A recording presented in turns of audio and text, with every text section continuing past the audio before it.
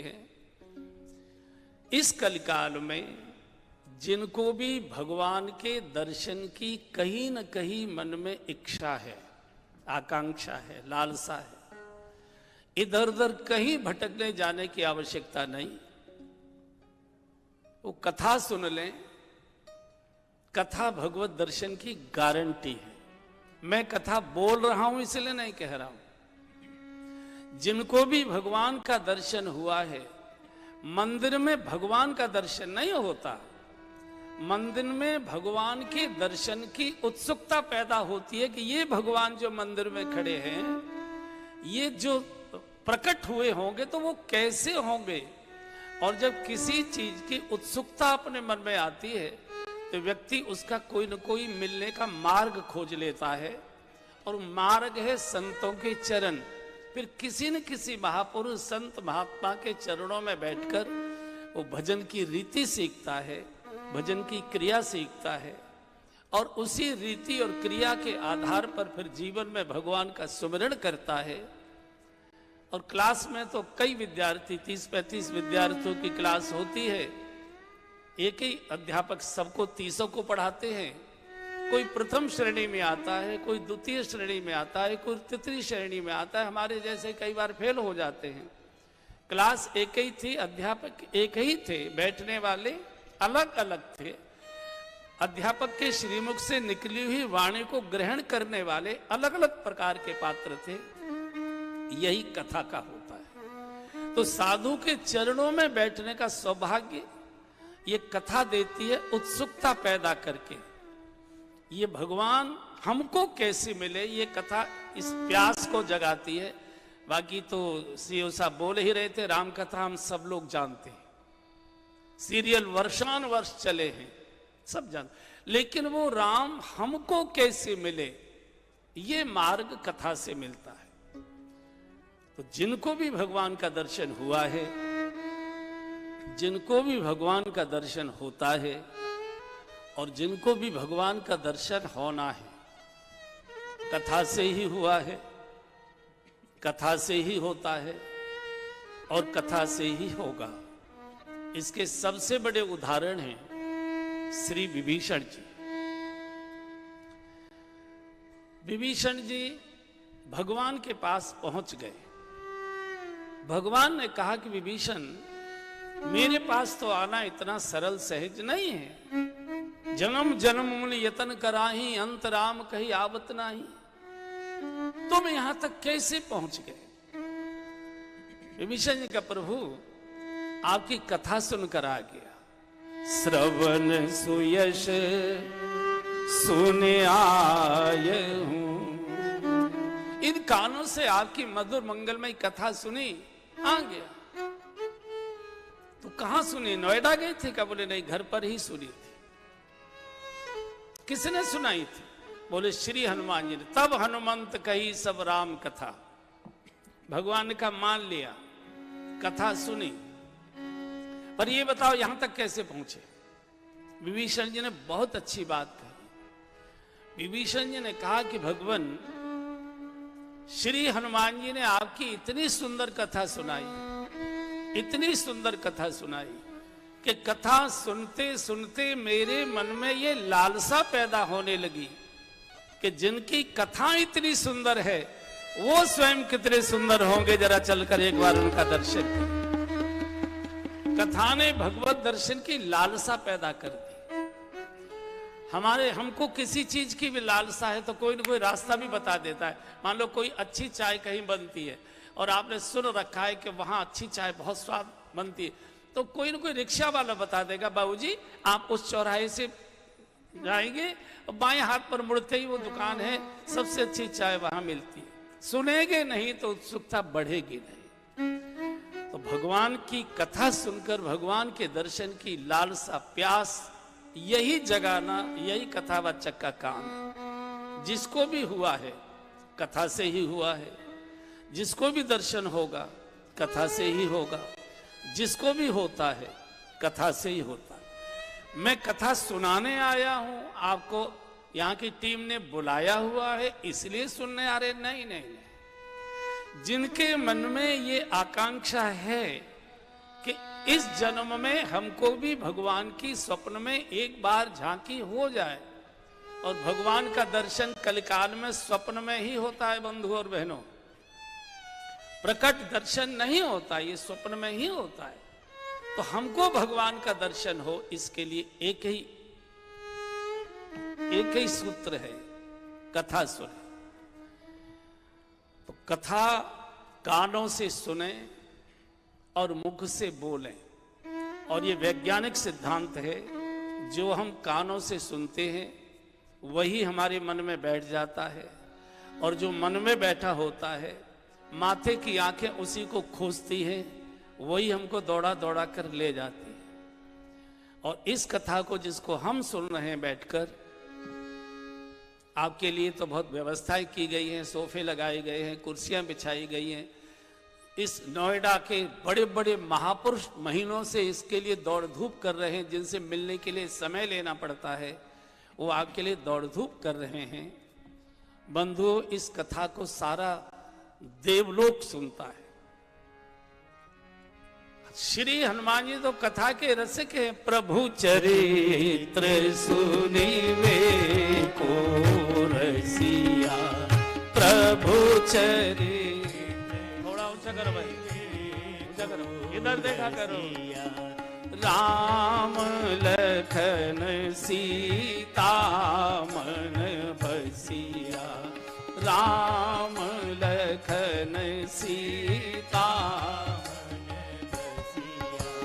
प्रभु चरित्र सुनिवे को रसिया, प्रभु चरित्र सुनिवे को रसिया, राम लखन सीता मन बसिया, राम लखन सीता मन बसिया। श्री हनुमान जी को एक ही शौक है कथा सुनने का, एक ही नशा है कथा सुनने का। और नशीले व्यक्ति का नशा पूरा कर दो, फिर उससे कुछ भी करवाइए।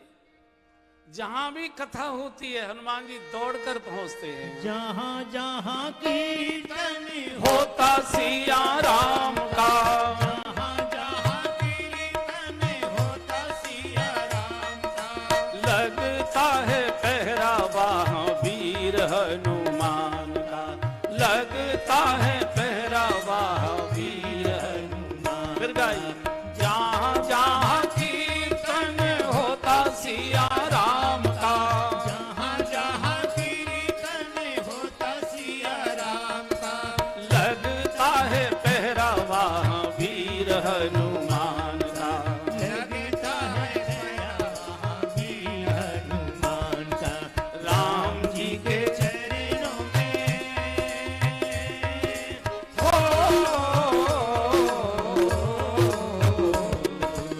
राम जी के चरणों में इनका ठिकाना। चम चम जय हो, छम छम नाचे देखो वीर हनुमान, छम छम नाचे देखो वीर हनुमान। कहते हैं लोग से हो, कहते हैं लोग इसे राम का दीवाना। छम छम छम छम नाचे देखो वीर हनुमान। राम राम सिया राम, राम राम सिया राम, राम राम सिया राम, राम राम सिया राम, राम सिया राम सिया राम, राम सिया राम सिया राम, राम सिया राम सिया राम, राम सिया राम सिया राम। राम की कथा राम स्वयं सुनते। एक बार नारद जी ने शिकायत की, प्रभु कोई जरूरी बात करनी हो, आपके फोन बंद रहते हैं, कोई ठौर ठिकाना नहीं, बैकुंठ जाए वहां नहीं दिखाई देते, साकेत जाए वहां नहीं दिखाई देते, गोलोक जाए वहां नहीं दिखाई देते, क्षीर सागर दौड़े, वहां नहीं दिखाई देते। आप मिलते कहाँ हो? कोई मिलने का ठौर ठिकाना तो बताओ। भगवान का नारद वैसे तो डिस्टर्ब मत करना, लेकिन बहुत जरूरी हो और बिना मिले तुझसे न रहा जाए तो नोएडा स्टेडियम में आ जाना, कथा सुनता हुआ मिल जाऊंगा, मैं वही बैठता हूं। भगवान कह रहे हैं, ना हम बसामि वैकुंठे योगिनां हृदयेन च मद्भक्ता यत्र गायन्ति तत्र तिष्ठामि नारद। नाहं बसामि वैकुंठे योगिनां हृदयेन च। कहां मिलोगे? बोले मद्भक्ता यत्र गायन्ति, जहां मेरे भक्त बैठकर मेरी कथा गाते हैं उनके बीच में बैठकर मैं कथा सुना करता हूं। तत्र तिष्ठामि नारद। कथा सुनने के लिए सारे तीर्थ आते। तत्रैव गंगा यमुना च वेणी गोदावरी सिंधु सरस्वती च सर्वान तीर्थान बसंत तत्र। कहां? बोले यात्रा चितोदार कथा प्रसंग, जहां भगवान की कथा सुनाई जाती है, गाई जाती है, वहां सारे तीर्थ आकर बैठ जाते हैं। तत्रैव गंगा यमुना च वेणी गोदावरी सिंधु सरस्वती च सर्वान तीर्थान बसंत तत्र। पंढरपुर में, महाराष्ट्र में संत एकनाथ जी महाराज कथा सुनाते थे।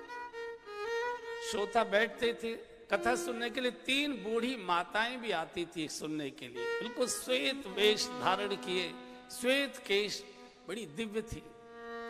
तो बैठती थी और कथा पूरी होते चली जाती थी। आपने देखा होगा कई वक्ताओं की ऐसी एक आदत होती है कि जो कुछ अच्छे श्रोता होते हैं उन्हीं की ओर इशारा कर करके वो अपनी बातें बोला करते हैं। आपने देखा भी होगा। तो कथा में सभी प्रकार के लोग आते हैं, हर स्वाद के लोग आते हैं, हर शौक के लोग आते हैं, हर स्वभाव के लोग आते हैं। तो 2-3 शैतान लड़के कथा सुनते थे। तो बैठे बैठे देखते थे कि जो महाराज जी हैं, श्रोता तो बहुत सारे बैठे, पर इन 3 माताओं की ओर देख देख कर ज्यादा बोलते। लगता है कुछ न कुछ इनसे संबंध है, कुछ दाल में काला है। पानी हमेशा नीचे की ओर गिरेगा, ऐसी मन की स्थिति भी नीचे की ओर जाने की होती है। ऊपर उठाना है तो टिल्लू पंप लगाना पड़ता है, ऐसे गिरे हुए मन को ऊपर उठाना है तो ध्यान की ऊर्जा लगानी पड़ती है। तो उन्होंने मान लिया कि जरूर इनका इनसे कुछ संबंध है, पता नहीं किस परिवार की। पता करते, कथा पूरी हुई तो तीनों माताएं जाने लगी। ये लड़के थोड़ी दूरी बनाकर के इनको ये पता न लगे कि हम इनका पीछा कर रहे हैं, चलने लगे। चलते चलते पंढरपुर से बाहर जंगल में निकल गए। तो वो उनको पक्का हो गया कि इनको ये अंदाज आ गया कि हमने इनकी बात ताड़ ली और इसलिए केवल हमको बहकाने के लिए जंगल की ओर जा रहे हैं। तो ये भी गए और चलते चलते चलते चलते चंद्रभागा में इन्होंने डुबकी लगा ली। बहुत देर तक किनारे बैठे रहे। तब तो इनको पक्का हो गया जब नहीं निकली कि वो तो डूब गई, और गोता लगा लिया। वो ग्लानि के कारण से उन्होंने शरीर छोड़ दिया। अगले दिन फिर कथा शुरू हुई। ये देखने आए कि आज अगर वो माताएं नहीं आई होंगी तो क्या चर्चा हो रही होगी श्रोताओं। जब ये शैतान तीनों आए तो देखा तीनों माताएं वही उसी कुर्सी पर बैठी हुई। अब तो इनको हालत खराब हो गई। कथा पूरी हुई, सुनकर जब जाने लगी और जंगल में प्रवेश हुआ उनका, तो इन्होंने दौड़कर तीनों के चरण पकड़ लिए। बोले, मां, कल हमारे मन में ये विकार आया था और कल हमने आपका पीछा किया था कि आप किस परिवार से आते। हमारे सामने आपने नदी में गोता लगाया और हम कई घंटे बैठकर प्रतीक्षा करते रहे, आप निकली नहीं। आज फिर देख रहे हैं कि आप इसी कथा में फिर उपस्थित हैं। आप हैं कौन? बहुत बच्चों ने आग्रह किया तो एक ने कहा, बेटा मैं गंगा हूं, ये नर्मदा है, ये मेरी छोटी बहन गोदावरी है। तो बोली, यहां आप कथा सुनती हैं? बोले, हाँ, दुनिया भर के लोग अपने पाप धोने हमें स्नान करने आते हैं और उन पापों का प्रक्षालन हम कथा सुनकर करते हैं। हम कथा में आकर शुद्ध होती है। कथा तीर्थ भी सुनते। तत्रैव गंगा यमुना च वैणी गोदावरी सिंधु सरस्वती च सर्वान तीर्थान बसंत तत्र यात्रा चितोदार कथा प्रसंग। देवता सुनते। कथा हेतु विधि भवन बिहाई सुमिरत शारद आवत धाई। इसलिए बंधु और बहनों, जब अवसर मिले समय निकालकर कथा सुनिए। ये कथा मनोरंजन के लिए नहीं है। मनोरंजन का साधन तो हमारी मुट्ठी में है, जब दबाइए बटन तभी मनोरंजन है। देख ले तो कार्यक्रम फिर तय कर रहे हैं।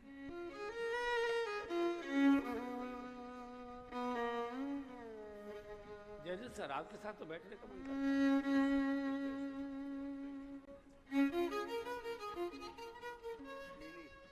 अरे तो अच्छा, तो फिर एक दिन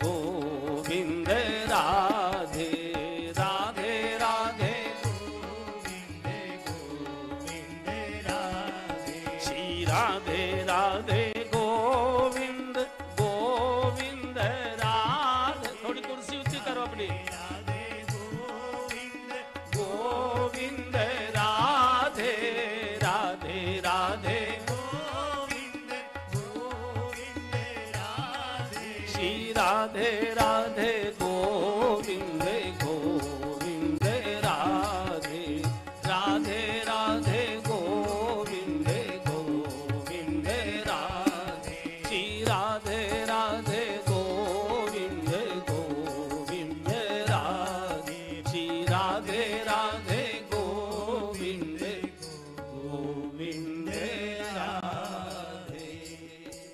मोक्ष की आत्माएं, परमहंस जीवन जीने वाली मोक्ष की आत्माएं ये कथा सुनते हैं, विभिन्न शरीर धारण करके वो कथा में बैठते हैं। जीवन मुक्त महामुनि जेऊ जीवन मुक्त महामुनि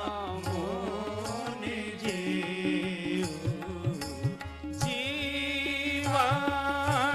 मुक्त महामुनि जेऊ जीवन मुक्त महामुनि जेऊ हरि गुण सुनहि निरंतर तेऊ हरि गुण सुनहि निरंतर तेऊ। जो मोक्ष की आत्माएं, अशरीरी आत्माएं जो परमहंस जीवन जी रहे हैं, वो भी कोई न कोई शरीर धारण करके कथा मंडप पे आकर बैठकर कथा श्रवण करते। जीवन मुक्त महामुनि जेऊ हरिगुण सुने निरंतर तेऊ। इसलिए बंधुओं, जब समय मिले कथा सुनो। कथा ही भगवत प्राप्ति का एकमेव साधन है, एकमेव, दूसरा कोई साधन नहीं है। कथा समाधि है। आप सब कुछ न कुछ भजन करते हैं और जैसे ही माला लेकर आंख बंद करते हैं भगवान गायब हो जाते हैं। 20 साल पहले किसी ने कुछ बोला था वो याद आने लगता है। ये समाधि का भाव है कथा श्रवण करना। और इसी कथा से भजन प्रारंभ होता है बंधुओं। कलयुग में 2 ही भजन हैं। कानों से भगवान की बातें सुनो और मुख से, जिह्वा से भगवान का नाम गाओ, बोलो। बाकी कोई दूसरे पचड़े में फंसने की आवश्यकता। यही कलिकालन साधन दूजा, योग यज्ञ जप तप व्रत पूजा। इनका निषेध नहीं है बंधुओं, लेकिन ये योग का युग नहीं है, ये भोग का युग है। और भोगी अगर योगी बनने का प्रयत्न करेगा रोगी बन जाएगा। योग व्यायाम तो समझ में आता है पूज्य स्वामी रामदेव जी महाराज का, लेकिन योग करना, आंख बंद करिए, दुनिया में मन जन कहां की बातें याद आने लगते। योग यज्ञ करना और कठिन, संस्कृत के श्लोक नहीं आते, विधि विधान नहीं आता, 3,500-4 हजार रुपए किलो का घी खरीदना पड़ता है बच्चों को, रोटी चुपड़ने को तो मिल नहीं रहा है, स्वाहा स्वाहा में कहां से घी लाओगे? फिर समिधा और ये अगर जलाओगे तो घर के बच्चे नाराज होंगे, इतना महंगा डिस्टेम्पर कराया है पापा, ये क्या आफत ले आए। योग का युग नहीं है। योग यज्ञ जप करना और मुश्किल, जिसको नींद ना आती हो वो माला लेके जप करना शुरू कर दे, ऐसी बढ़िया नींद आएगी कि पूछो बती। अगर सोने जाइए तो भाग जाती है, और माला जपने लग जाइए तो खर्राटे आने लगते हैं। योग यज्ञ जप तप करना और कठिन है। किसी श्रेष्ठ कार्य के लिए कष्ट सहन करना, इसको तप कहते हैं, ये बस की बात नहीं। योग यज्ञ जप तप व्रत करना, अरे बाप रे, जन्माष्टमी का जैसे तैसे एक व्रत करता है, रात को 12 बजेंगे, कैसे बजेंगे बस इसी में घबराया रहता है, और कई बार तो 9 बजे सो जाता है, जब घंटे बजेंगे तब जग जाएंगे।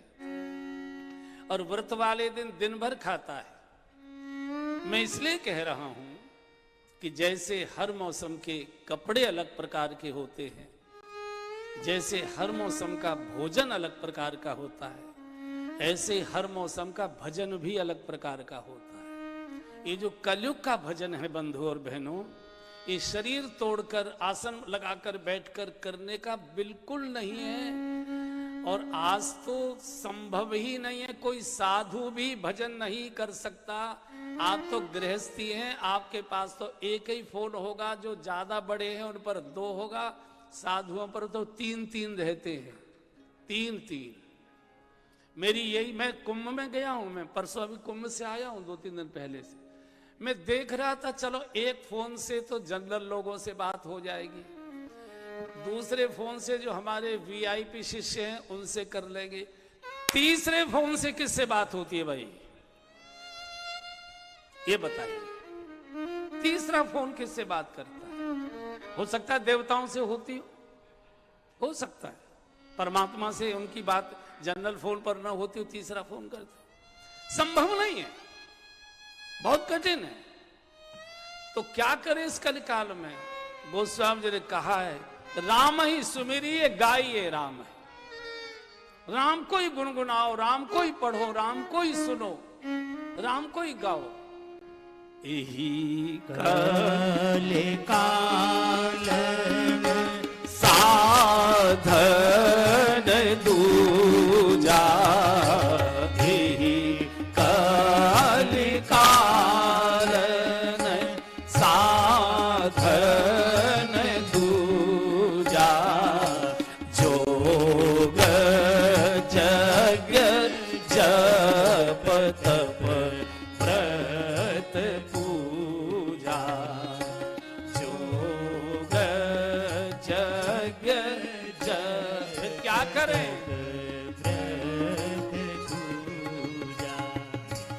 राम ही सुमिरिए गाइए राम ही, राम ही सुमिरिए गाइए राम ही, संतत सुनिए राम गुण ग्राम ही, संतत सुनिए राम गुण गाम। राम को ही सुनिए, राम को ही गाइए, राम को ही पढ़िए, राम को ही गुनगुनाइए। राम माने भगवान का नाम। कलयुग केवल नाम आधारा, कलयुग केवल नाम आधारा, सुमिरी सुमिरी नर उतर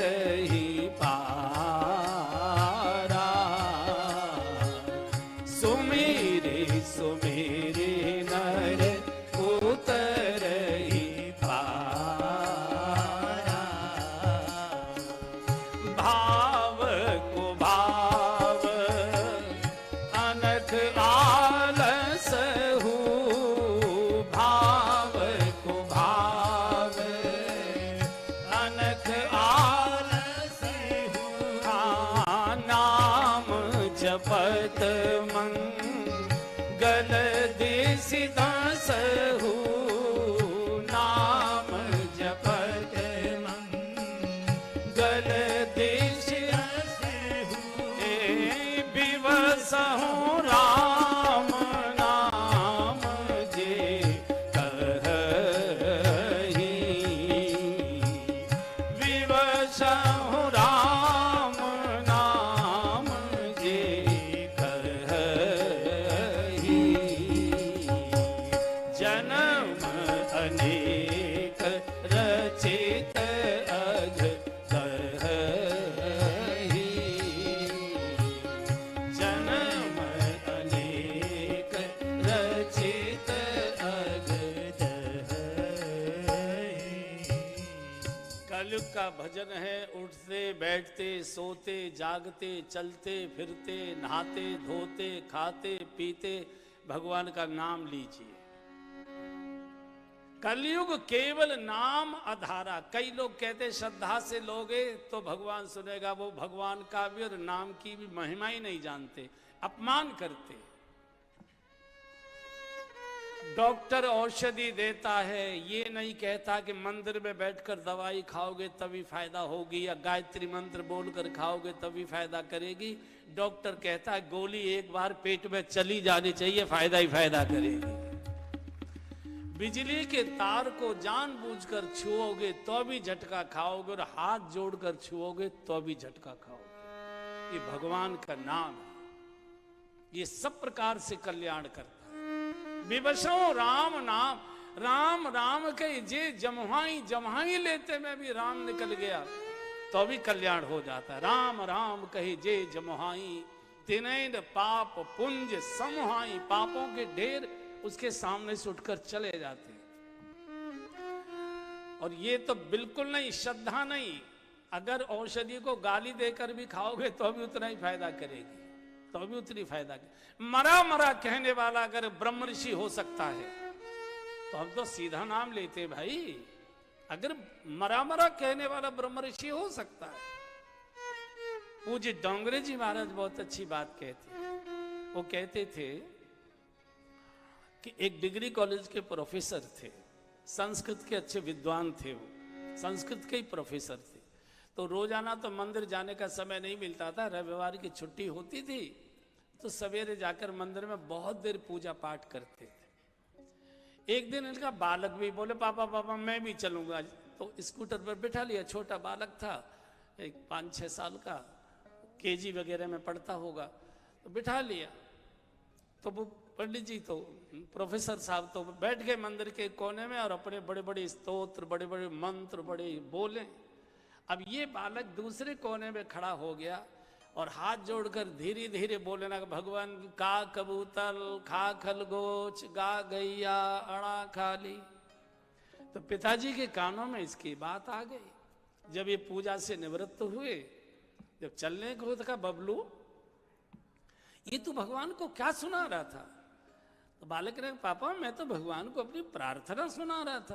प्रार्थना? ये कैसी प्रार्थना है? तुम तो ओलम सुना रहे थे, का कबूतर खा खरगोश गा गैया अड़ा खाली। छोटा बालक कहता है, पापा जब आप भगवान को प्रार्थनाएं मंत्र श्लोक सुना रहे थे ना, तो मैंने ध्यान से सुन लिया तो मेरी समझ में आ गया। स्कूल में जो मैम हमको ओलम सिखाती है वही सारी ओलम आपके मंत्रों में मैंने सुन ली। तो मैंने भगवान को अपनी पूरी ओलम सुना दी और हाथ जोड़कर धीरे से भगवान से कह दिया, भगवान ओलम आपको अपनी मैं सुनाई दे रहा हूं, अपनी मनपसंद का श्लोक आप बना लेना जैसा भी आपको अच्छा लगे। श्लोक तो तब बनाएगा ना जब आप अपने मन की ओलम उसको सुनाएंगे। हम लोग साधु हैं, जगह जगह जाते हैं, लोग हमको कपड़े देते हैं, हमने क्या करेंगे? बोले महाराज जी कुछ भी कर लेना, बनियान बनवा लेना, चला बनवा लेना, कुछ भी कर लेना, हमने तो दे दिया। तो ऐसे ही भगवान का भजन है। सोते जागते उठते बैठते, नहाए बिना नहाए, खाए बिना खाए। अरे ध्रुव ने तो ग्लानि से जपा, ध्रुव संग लानि जपे हरि नाम, ध्रुव संग लानि जपे हरि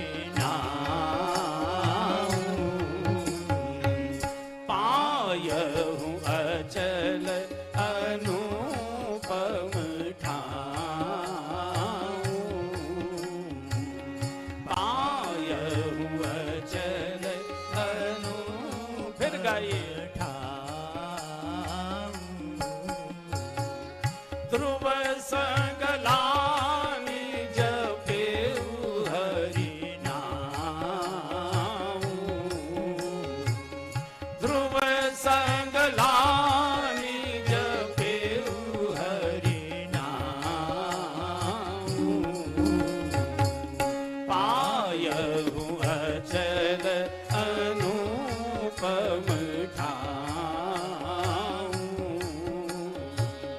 पायहु अचल अनुपम ठाऊं। ग्लानि से गले हुए श्री ध्रुव जी ने भगवान का नाम जपा, अनुपम अचल स्थान मिल गया। ध्रुव जी की कथा बड़ी मार्मिक है, हम सबके लिए बड़ी प्रेरणा देती है। हमारे देश के प्रथम राजा हुए उत्तानपाद, सृष्टि के प्रथम प्राणी थे उत्तानपाद। उत्तानपाद कहते किसे, जिसकी बुद्धि नीचे की ओर पैर ऊपर की ओर, उसको उत्तानपाद कहते। इनके दो रानियां थी, बड़ी रानी का नाम सुनीति था, छोटी रानी का नाम सुरुचि था। और हर उत्तानपाद के दो ही रानी होंगी। सुनीति माने नीति, सुनीति माने धर्म, सुनीति माने योग, सुनीति माने सत्य, सुनीति माने मर्यादा। इसको तो राजा ने नगर के बाहर जंगल में झोपड़ी में वास दे दिया और गुजारे के लिए 1.25 सेर जौ प्रतिदिन भेजे जाते थे और 6 महीने में 1 मार्किन की धोती पहनने के लिए दी जाती थी। और नीति का जीवन जीने वाले को, सुनीति को, मर्यादा को, धर्म को, शुभ को, इसको तो फूस की झोपड़ी में ही गुजारा करना पड़ेगा। महल कोठी तो सुरुचि के बनेंगे। छोटी रानी का नाम सुरुचि, सुरुचि माने भोग, वासना, विकार, वैभव, भौतिक समृद्धि, इसको सुरुचि कहते, जिनमें हमारी रुचि बढ़ी हुई है, फंसी हुई है। सुरुचि को हर एक कोई अपनी कोठी में रखना चाहेगा। दोनों रानियों के गर्भ से एक एक बालक जन्म लेता है। सुरुचि के गर्भ से उत्तम नाम का बालक पैदा होता है, उसका नाम उत्तम रखा गया। और यह भी सत्य, भोग के गर्भ से, वासना के गर्भ से, पाप के गर्भ से उत्तम ही पैदा होगा। उसका संधि विच्छेद करी, उत्तम गहन अंधकारी, भोग के गर्भ से तो गहन अंधकार ही जन्म लेगा। सुनीति के गर्भ से, नीति के गर्भ से, सत्य के गर्भ से, मर्यादा के गर्भ से, धर्म के गर्भ से, शुभ के गर्भ से ध्रुव ही पैदा होगा, अचल ही पैदा होगा। एक बालक का लालन पालन राजभवन में हो रहा है, एक बालक का लालन पालन जंगल में फूस की झोपड़ी में 1.25 सेर जौ में हो रहा है। जो धोती फट जाती थी 6 महीने में, उसी में से साबित कपड़ा निकालकर ध्रुव जी का झगला बना देती थी। ध्रुव जी बचपन से बहुत समझदार थे, बहुत समझदार थे, कभी रोते नहीं थे। ध्रुव जी को यह मालूम था कि मेरी माँ बहुत दुखी और गरीबी का जीवन जी रही है। अगर मैं इसे खिलौने मांगूंगा, इससे मिठाई मांगूंगा, अच्छे वस्त्र मांगूंगा, अच्छा भोजन मांगूंगा, मेरी माँ कहाँ से ला कर देगी? माँ को कष्ट होगा। ध्रुव जी कभी माँ को कुछ कहते नहीं थे। सुनीति रोया करती थी, हे विधाता, ये दिव्य आत्मा किसी राजभवन में जानी चाहिए थी, तूने इस और भिखारिन के और झोपड़ी में इसको दिया है। कौन सा इसने ऐसा अपराध कर दिया जिसके कारण से ऐसी दिव्य आत्मा को इतना कष्ट सहन करना पड़ रहा है? कभी रोते नहीं थे। होनहार बिरवान के होत चीखने पा। ध्रुव जी को लगता था मैं रोऊंगा तो मेरी माँ रोएगी, मेरे कारण मेरी माँ को रोना पड़ेगा। कभी रोते नहीं थे, कभी कुछ मांगते नहीं थे। जौ की रोटी का टुकड़ा खाते थे तो खांसी आने लगती थी। मुंह छिपाकर सुनीति बहुत रोती थी, बहुत रोती थी, बहुत रोती। रात्रि को सुलाने के लिए पहले अपनी गोद में सुलाती थी। सोते सोते ध्रुव जी मुस्कुराया करते थे, हंसने। माताएं जानते हैं, छोटा बच्चा जब 2-3-4 महीने का होता है तो सोते सोते वो अनेक प्रकार के मुंह बनाता है, रोने वाला बनाता है, हंसने वाला बनाता है। उसको गत जन्म की बातें याद आती है। तो ध्रुव जी मुस्कुराया करते थे। सुनीति देख देख कर चहकर को रोया करती थी। और कभी कभी रोते रोते आंखों से आंसू गरम गरम जब ध्रुव जी की कपोलों पर गिर जाते थे, ध्रुव जाग जाते थे। माँ भी सोई नहीं, आप रो क्यों रही है? मुझसे कोई अपराध हो गया, कोई भूल हो गई माँ, क्षमा कर दीजिए। अब जब कहते थे, ध्रुव कहते थे कि मुझसे कोई अपराध हो गया, एकदम छाती से लगाकर जोर जोर से हिलकी भरकर रोती थी। बेटा, अपराध तुझसे नहीं हुआ है, अपराध तो लगता है मुझसे हुआ है कि मेरे किए अपराध का फल तुझे भोगना पड़ रहा है। जिसको राजभवन में मखमल के गद्दों पर मणियों के प्रकाश में रेशम के वस्त्र धारण करने थे, वो मेरे अभागिन के फूस की झोपड़ी में धरती पर शयन करता है, जो कि रोटी सटकता है। बहुत रोया करते थे। ध्रुव जी बचपन से बहुत समझदार थे, तो रोते नहीं थे और माँ से कभी मिठाई और खिलौने नहीं मांगते थे। ध्रुव जी जानते थे मेरी माँ के पास है कैसे जो देगी, मैं मांगूंगा तो माँ को कष्ट होगा। सुनीति को कई बार लगता है कि बालक का बालकपन समाप्त हुआ जा रहा है, बालक बूढ़ों जैसा हुआ जा रहा है विचारों से। ये तो खेलने कूदने की उम्र है, जब तक खेलेगा कूदेगा नहीं, न शरीर का विकास होगा, न बुद्धि का विकास होगा, न मन का विकास होगा। तो पड़ोस में ही जंगल में ऋषियों के छोटे छोटे कुटिया आश्रम बने हुए थे। सायंकाल ऋषि कुमार बच्चे छोटे छोटे ऋषियों के खेला करते थे। तो एक दिन सुनीति ने कहा कि बेटा तुम्हारा खेलने का मन नहीं करता, देखो ना बच्चे खेलते, खेलने जाया करो, शरीर पुष्ट होता है, बुद्धि भी विकसित होती है। ध्रुव जी कहते नहीं माँ, तुम अकेली रह जाओगी, तुमको छोड़कर जाने का मेरा मन नहीं करता है, मैं चला जाऊंगा तो आपका मन नहीं लगेगा, आपका मन लगा। बोले नहीं बेटा जाओ खेल आओ। आज माँ के आग्रह से पहली बार ध्रुव जी बच्चों के खेल मंडल की ओर बढ़े और जैसे खेल मंडल में प्रवेश किया, एक ऋषि कुमार दौड़ कर आया, एक लात की ठोकर मारी, हाथ से धक्का मारा, निकल यहां से, तू परित्यक्ता का बेटा है, तेरी माँ को तेरे पिताजी ने घर से बाहर निकाला हुआ है, हमारे खेल मंडल में तुम नहीं प्रवेश कर सकते, तुमको हम नहीं खेलने देंगे। पहली बार 4.5 वर्ष के बालक के हृदय पर यह चोट लगी है कि मेरी माँ को मेरे पिताजी ने घर से बाहर निकाल दिया गया, मैं परित्यक्ता का बेटा हूं, इसलिए ऋषि पुत्र मुझे मेरे साथ खेलने को तैयार नहीं। पहली बार ध्रुव की आंखों में आंसू, रोते रोते अपनी कुटिया में आए, माँ की गोद में गिरकर इतना, माँ से चिपट कर इतना रोए, सुनीति फूट फूट के रोने लगी। बेटा रो मत, बेटा रो मत, क्या हुआ, किसी ने कुछ कह दिया क्या? और जैसे जैसे कहती जा रही है रो मत, और हिलकी बढ़ गई। मेरा बालक तो कभी रोता नहीं था, भूख प्यास में भी नहीं रोया, क्या हो गया इसको, क्या बोल दिया किसी ने? बोलो बेटा क्या हुआ? बोले माँ सच सच बताओगी? बोले कैसी बात करते हो, बोलो क्या कहना है? बोले तुमको पिताजी ने महल से बाहर निकाल दिया है।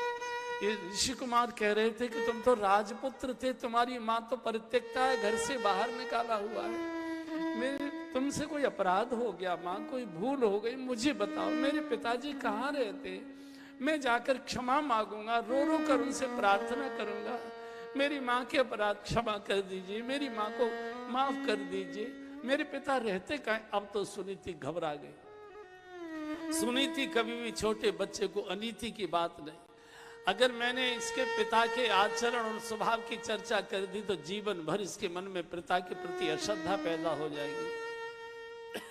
मैं नहीं चाहती कि मेरे बालक के मन में पिता के प्रति अश्रद्धा पैदा। बोले नहीं बेटा ऐसा नहीं, हमको घर से नहीं निकाला गया है, हमको तपस्या करनी है ना कुछ दिन, तो तपस्या तो वन में ही हो सकती है, झोपड़ी में ही हो सकती है, और तुम्हारे पिता तो राजा हैं, कुछ दिनों के बाद फिर हम राजभवन जाएंगे। माँ मैं अगर राजपुत्र हूँ तो हर एक पिता अपने पुत्र को घुमाता है, गोद में लेता है, कंधे पर बिठा कर इधर उधर लेकर जाता है। मेरे पिताजी अभी तक आए क्यों नहीं? मैंने अपने पिताजी को देखा क्यों नहीं? तुमसे कभी मिलने क्यों नहीं? माँ सच बताओ, आज मैं कोई भोजन आदि कुछ नहीं स्पर्श करूंगा, पहले ये बताओ तुमसे कौन सा पाप, कौन सा अपराध हो? सुनीति तो घबरा गई है, विधाता अब कितनी परीक्षा और है, जो शेष बची है वो लोग हैं। इस झोपड़ी में भी हमारा वास तुमको सुहा नहीं रहा। अगर मैंने बालक को ये पिता के आचरण व्यवहार की बातें बता दी, बच्चे के मन में पिता के प्रति अश्रद्धा पैदा हो जाएगी बचपन से। मैं नहीं चाहती बालक के मन में पिता के प्रति अश्रद्धा पैदा। बहुत समझाया, जब ध्रुव जी अड़ गए तब का देखो बेटा, ये वो जो महल है ना, चोटी पर ऊंचे ऊंचे अट्टालिका दिखाई दे रहा है, ध्वज फहरा रहा है, वो महल वो तुम्हारे पिताजी का है, वहां तुम्हारे पिताजी निवास करते हैं। हमको अभी कुछ दिन तप करना है, इसलिए हम लोग यहाँ निवास करते हैं। माँ मैं अपने पिताजी से मिलने जाऊंगा, तुमने कोई अपराध किया होगा, मैं रो रो कर चरण पकड़कर क्षमा याचना मैं करूंगा आपकी ओर से, मुझे पिताजी के पास जाना है। रोती जा रही है, तैयार करती जा रही है, बाल काढ़े, काले काले घुंघराले केशों का गुच्छा बना दिया है, वही मार्किन की धोती के टुकड़े का झगला बनाया था वही पहना दिया है, माथे पर गोरोचन का तिलक लगाया है, बच्चे को छाती से लगाया, आंख बंद करके प्रभु से प्रार्थना की, हे भगवान मेरे बालक को बचा के रखना, इसके मन में कोई बड़ी चोट न आ जाए कि बचपन से ही पिता के प्रति अश्रद्धा पैदा हो जाए। यहां से ध्रुव जी चले हैं, सोचते जा रहे शाम को लौट कर आऊंगा, खिलौने लेकर आऊंगा, आभूषण लेकर आऊंगा, इन ऋषि कुमारों को तब बताऊंगा। चलते चलते महल के द्वार पर पहुंचे, एक बूढ़ी दासी और एक बूढ़े द्वारपाल खड़े थे। ध्रुव जी ने हाथ जोड़कर प्रणाम किया है, माँ मैंने सुना है मेरे पिताजी यहाँ निवास करते हैं, मुझे मेरे पिताजी का दर्शन करा दो। बूढ़ी सेविका के बूढ़े स्तरों में भाव का दूध आ गया, फूट फूट कर रोने लगे, रे राजन तुम कैसे भागे हो? पुत्र का मुख देखने के लिए माता पिता को तप करना पड़ता है, तब कहीं बेटे का मुख देखने को मिलता है। और बेटा ये पूछने आया है कि मेरे पिताजी यहाँ निवास करते हैं, मैंने सुना है, मुझे दर्शन करा दो। मन करता है कि बच्चे को गोद में लेकर छाती से लगाकर ले जाऊं और महाराज की गोद में जाकर लिटा दूं। राजन तुम कितने अभागे हो, पुत्र तुमको मिलने आया है। लेकिन सुरुचि का आतंक बहुत था, सुरुचि के भय के कारण से छू नहीं सकती थी। कहा आओ मेरे साथ। अंदर प्रवेश हुआ है, जैसे राजसभा में प्रवेश हुआ, महाराज उत्तानपाद और सुरुचि दोनों सिंहासन पर विराजमान थे। एकदम तपस्या का जैसे अलौकिक तेज पूरे सभा के अंदर प्रकट हो गया हो, इतनी दिव्य अलौकिक सुगंध आने लगी। महाराज को लगा कोई ऋषि कुमार आ रहे हैं, बड़े तेजस्वी ऋषि कुमार। उठकर एकदम साष्टांग दंडवत करना चाहते थे, इतने में तो ध्रुव जी साष्टांग दंडवत किए, बोले पिताजी मैं आपकी बड़ी रानी सुनीति का बेटा ध्रुव आपके चरणों में प्रणाम करता। और जैसे ही ध्रुव ने कहा कि आपकी बड़ी रानी सुनीति का बेटा ध्रुव आपके चरणों में प्रणाम करता हूं, एकदम पिता का भाव उमड़ उठा और दौड़कर लंबे हाथ बढ़ाकर ध्रुव जी को उठाकर छाती से लगाना ही चाहते थे। एकदम चीख पड़ी सुरुचि, खबरदार इसको स्पर्श किया, दासी इसको घसीट कर बाहर निकालो, यहाँ कैसे गया यार? माँ ने कहा था तुम्हारी छोटी माँ मिलेंगी, उनको भी चरणों में शीश रखकर प्रणाम करना, आशीर्वाद लेना।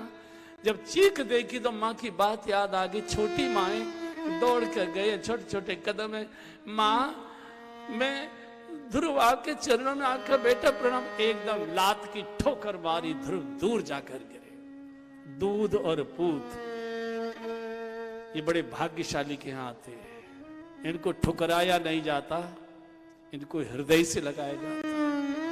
आप कल्पना करो जब सुरुचि ने चीख कर लात मारकर दासी को कहा इसको घसीट कर बाहर निकालो, उत्तानपाद एक शब्द नहीं बोल पाए। कारण क्या था? रानी के इस गलत व्यवहार का महाराज विरोध क्यों नहीं कर सके? चूंकि भोगी थे, और जो जितना भोगी होता है, जो जितना कामी होता है, जो जितना वासना में डूबा होता है, उतना ही वो स्त्री के अधीन रहता है, उसकी आत्मा मर चुकी होती है, स्त्री की गलत बात का वो विरोध नहीं कर पाता। मुड़ मुड़ कर ध्रुव जी देखते जा रहे, महाराज ने तो अपने उत्तरीय से मुंह ढक लिया, फपक फपक कर रो रहे हैं, ये जैसे कोई लाल चेहरा हो, मुड़ मुड़ कर देखे, शायद मेरी माँ को, शायद मेरे पिताजी को तरस आ जाए, शायद मेरे पिताजी को तरस आ जाए। महल के बाहर निकाल दिया। इधर कुटिया में बैठी सुनीति रो रही है, पता नहीं क्या व्यवहार होगा, मेरे छोटे बालक के हृदय पर कोई कठोर चोट ना आ जाए। इधर बैठी बैठी रो रही थी, प्रतीक्षा कर रही थी, और रोते रोते ध्रुव जी गए हैं कुटिया में, और माँ की गोद में ऐसे गिरकर लिपटकर इतना रोए, सिर सहलाती है, पीठ थपथपाती है, मुख चूमती है, बेटा रो मत, बताओ ना क्या हुआ, माँ ने कौन कौन सी खिलौने दिए, पिताजी ने क्या क्या उपहार तुमको दिए। और जब ये कहा कि माँ ने क्या दिया है, पिता ने क्या दिया है, तो कहा माँ, छोटी माँ ने तो ठोकर मारी है, ठोकर दी, और बड़े पिताजी ने तो बस आंख बंद कर दी, कुछ नहीं, दुत्कार और फटकार मिली है। माँ कोई बात नहीं, माँ की फटकार दुत्कार कोई बात नहीं, आशीर्वाद होता है, मेरे साथ फिर चलो। मैं फिर रो रो कर आपके लिए क्षमा याचना करूंगा। तो जब बहुत जिद की तब सुनीति ने कहा, बेटा ऐसी गोद में बैठने का क्यों जिद करते हो जहां कोई धक्का मारकर बाहर निकाले। ऐसी गोद में बैठो ना जहां कोई धक्का मारने वाला पहुंचे ही नहीं सके, ऐसी गोद में बैठो। तो ध्रुव जी ने पूछा, माँ वो गोद किसकी है, कहाँ है? बोले भगवान नारायण की वो गोद है जहां कोई धक्का मारने वाला पहुंचे नहीं पाएगा, तो मुझे नारायण की गोद में बिठाइए। 5 वर्ष के बालक को माँ आज साधु का वेश धारण करा रही है, काले काले घुंघराले केशों का जूड़ा बना दिया, गोरोचन का तिलक लगाया, झगला पहनाया है, बार बार छाती से लगाती है, मुख चूमती है, सिर सूंघती है। आज पहली बार आंखों से बालक ओझल होगा। वन में सिंह है, चीते है, नाग है, अजगर है, राक्षस है, चिंगाड़ेंगे, मदमस्त हाथी है, मेरे बच्चे को कौन धैर्य देगा? भूखा प्यासा बच्चा, इसको कैसे कौन खिलाएगा? लेकिन चूंकि सुनीति है, चाहती है कि बेटे को भगवान मिले, भोग की ओर से मुड़े, भगवान की ओर बढ़े। माँ को प्रणाम किया है, छाती से लगाया, कुछ नहीं बोली, केवल इतना का, बेटा प्रभु तेरे ऊपर कृपा करेंगे। छोटे छोटे कदमों से वन में प्रवेश कर गए। जब तक ध्रुव जी दिखाई देते रहे, द्वार पर खड़ी खड़ी रोती रही, दिखाई देना बंद हो गए। कुटिया में आकर इतना रोती है। सवा सिर जो प्रतिदिन राज भवन से आते थे, पक्षियों को डाल देती है। मेरा भूखा प्यासा बालक, दुधवा बालक भूखा प्यासा घूमता होगा, मेरे मुंह में कैसे रोटी जाएगी? कुछ खाती पीती नहीं है, भगवान का स्मरण करती है। गहन वन में प्रवेश हुए तो भगवान की प्रेरणा से नारद जी आ गए। नारद जी को जब साष्टांग प्रणाम किया, अरे बालक कहाँ जा रहे हो? अंदर नहीं जाओ, बहुत भयानक सिंह हैं, हाथी चिंगाड़ रहे हैं अंदर। नहीं नहीं, बहुत भयंकर है, वहां मत जाओ। एकदम हाथ जोड़कर ध्रुव जी का, बाबा ऐसी अमंगल भाषा मत बोलिए, मुझे कोई सिंह, कोई हाथी, कोई अजगर, कोई राक्षस मेरा कुछ नहीं बिगाड़ पाएगा, क्योंकि मेरी माँ का आशीर्वाद मेरे साथ है। मेरी माँ ने अपने दोनों हाथ मेरे सिर पर रखकर आशीर्वाद दिया था, ध्रुव जाओ तुम्हारा कल्याण ही कल्याण होगा। और माँ का आशीर्वाद बाबा अमोघ होता है, ऐसा मैंने सुना है। ये शब्द मत बोलो। नारद जैसा महापुरुष रो पड़ा, जो संकल्प इस बालक में हम जैसे ऋषियों में भी नहीं। कहा तुमको भगवान से मिलना है ना, हाँ आओ मेरे साथ। और नारद जी ले आए, ब्रज ले आए। मथुरा में यमुना जी के किनारे एक टीला था जो आज ध्रुव टीले के नाम से प्रसिद्ध है। आप में से अनेक बंधुओं ने उसके दर्शन किए होंगे। बट वृक्ष के नीचे आसन लगवा दिया, बोले यहीं बैठकर तुम भगवान नारायण को पुकारो, यही भगवान आ जाएंगे। आसन लगाकर ध्रुव जी बैठ गए, भगवान को पुकारते, तुम्ही हो माता पिता, तुम्ही हो, तुम्ही हो माता पिता, तुम्ही हो, तुम्ही हो बंधु सखा, तुम्ही हो माता पिता, तुम्ही हो बंधु सखा, तुम्ही हो साथी, तुम्ही सहारे, कोई न अपना सिवा तुम्हारे। तुम्ही हो साथी, तुम्ही सहारे, कोई न अपना सिवा तुम्हारे। तुम्ही हो नैया, तुम्ही खेवैया, तुम्ही हो नैया, तुम्ही खेवैया, तुम्ही हो बंधु सखा, तुम्ही हो नैया, तुम्ही खेवैया, तुम्ही हो बंधु सखा,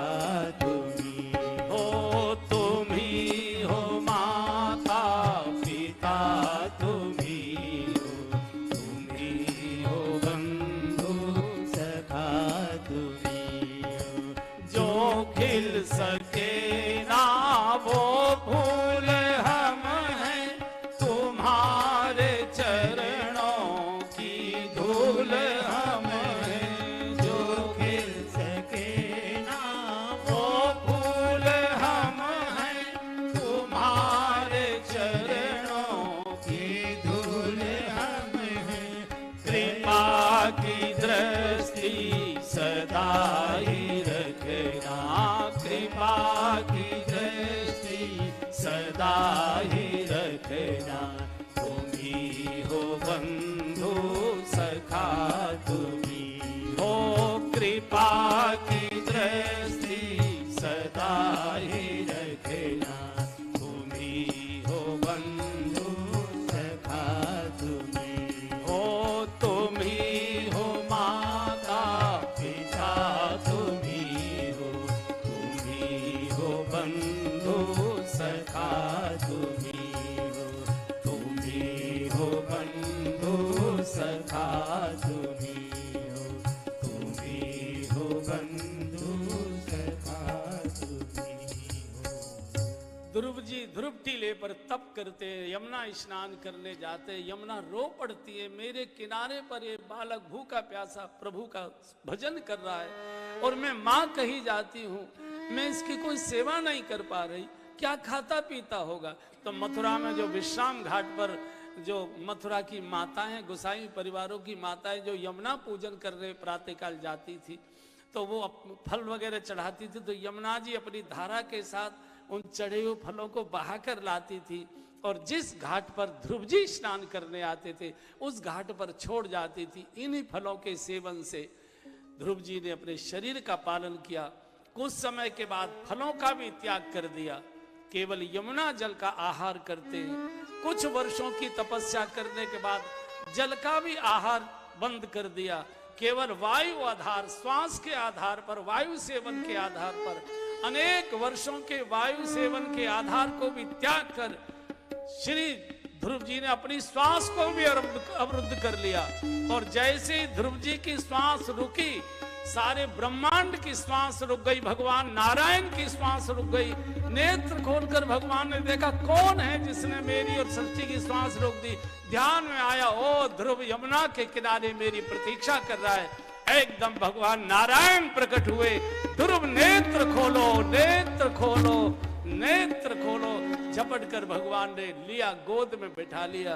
तुम पिताजी की गोद चाहते थे ना, बैठो, परम पिता की गोद तुमको मिल गई। ध्रुव संग लानी जपे हरि नाम, ध्रुव संग लानी जपे हरि नाम, पायहु अचर